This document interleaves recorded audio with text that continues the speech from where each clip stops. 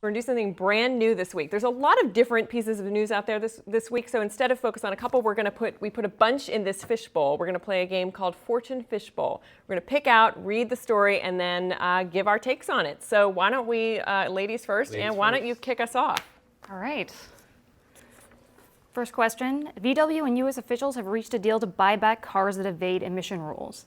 This is really interesting. I think, there's a little bit of different reporting on whether they're going to give people $5,000 or whether they're going to pay the Kelley Blue Book value for the cars. If they do that, it's going to cost $7.3 billion. And it's still kind of unclear if the Department of Justice is going to get off their backs after this. A lot of money. And Aaron, what does this do to just consumer sentiment about the brand? Isn't that kind of permanently damaged? Well, I don't know if it's permanently damaged. It's definitely taken a huge hit. And one of our colleagues, he's got a VW saying, so he wants to make sure, am I going to get my car?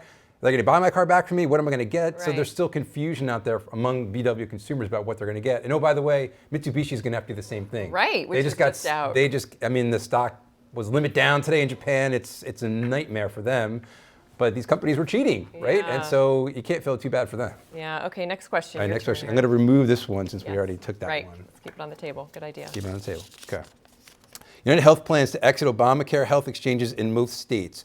So on the surface, this looks like a really huge deal, and this maybe people are saying this could start the death spiral.